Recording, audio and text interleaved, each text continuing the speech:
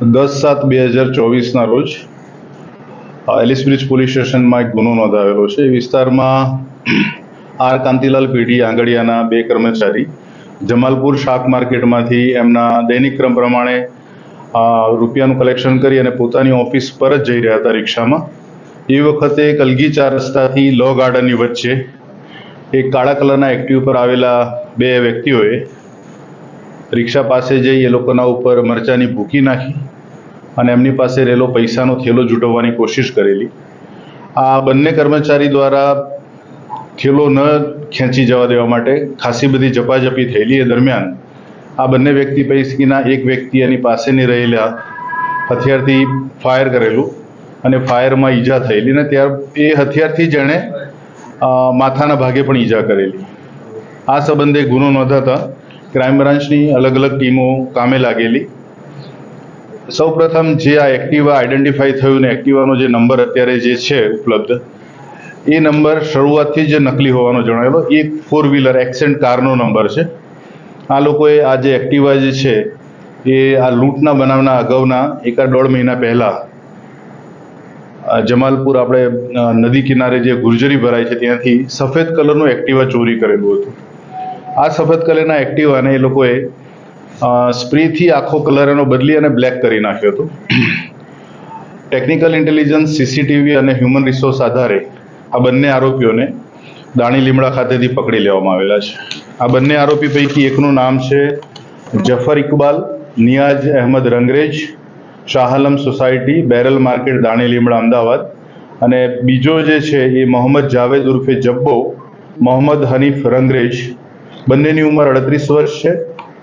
એ પીર કમાલ દરગાહ કમ્પાઉન્ડ દાણી લીમડા ખાતે રહે છે. આ બંને આરોપીઓએ આ જે લૂંટને અંજામ આપ્યો, એ લૂંટનો અંજામ આપવા માટે જમાલપુર બ્રિજ નીચે છેલ્લા 1.5 માસથી રેકી કરેલી કે ત્યાં કયા કયા આંગડિયા પેઢીના કર્મચારીઓ પૈસા લેવા આવે છે અને કઈ ઓફિસે જાય છે. ઘણી વખત પીછો પણ કરતા હતા. આ બનાવમાં પણ એવું બન્યું છે કે જ્યારે બનાવના આગલા દિવસે એટલે કે 9/7ના રોજ જ્યારે આ લોકો આ જ બંને કર્મચારીઓ જે આર કાંતિલાલ આંગડિયા પેઢીના કર્મચારીઓ છે એ જ્યારે પૈસા લઈને નીકળ્યા ત્યારે તરત જ એમનો પીછો કરવા માટે એમણે કોશિશ કરી, પણ એક્ટિવા કોઈ પણ સંજોગોમાં ચાલુ ના થવાથી એમને એ દિવસે 9/7ના રોજ એ પ્લાન એમને પડતો મૂકવો પડ્યો અને એ જ રીતે 10/7 એ લોકો ફરીથી પીછો કરે છે અને આ ગુનાને અંજામ આપે છે. બંને આરોપીઓ પાસેથી હાલ 35,58,000 રૂપિયા, 58,500 રૂપિયા તથા 2 મોબાઈલ ફોન કબજે કરવામાં આવેલા છે. કુલ 36,85,000 રૂપિયાનો મુદ્દામાલ કબજે લેવામાં આવેલો છે. કુલ આ લૂંટ 40 લાખ રૂપિયાની થયેલી હતી જે તે વખતે. આ બંને આરોપી પૈકી એમનો જે ભૂતકાળ છે પ્રમાણે એ લોકો જીન્સની ફેક્ટરીમાં કામ કરતા હતા અને ત્યારબાદ ઓટો રિક્ષા ચલાવતા હતા.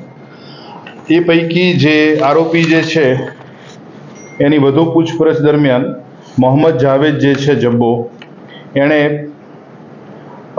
1/1/2023માં જમાલપુર વિસ્તારમાં આંગડિયા પેઢીના કર્મચારીને લાકડાનો ધોકો મારીને આ રીતે 28 લાખ રૂપિયાની લૂંટ કરેલી હતી. એ પણ એણે આ પ્રાથમિક પૂછપરછ દરમિયાન કબૂલાયું છે. અને કુલ અત્યાર સુધીમાં આરોપીઓ વિરુદ્ધ ઓન રેકોર્ડ 3 ગુના છે. જે એક એક્ટિવા ચોરીનો છે, હાલ જે અત્યારે આ એલિસ બ્રિજ પોલીસ સ્ટેશનમાં જે લૂંટનો ગુનો નોંધાયેલો છે એ છે, અને અગાઉ જે ગયા વર્ષે લૂંટ કરવામાં આવેલી હતી એ ગુનો નોંધાયેલો છે. હાલ આરોપીઓની પ્રાથમિક પૂછપરછ બાદ એલિસ બ્રિજ પોલીસ ખાતાને સોંપવામાં આવનાર છે.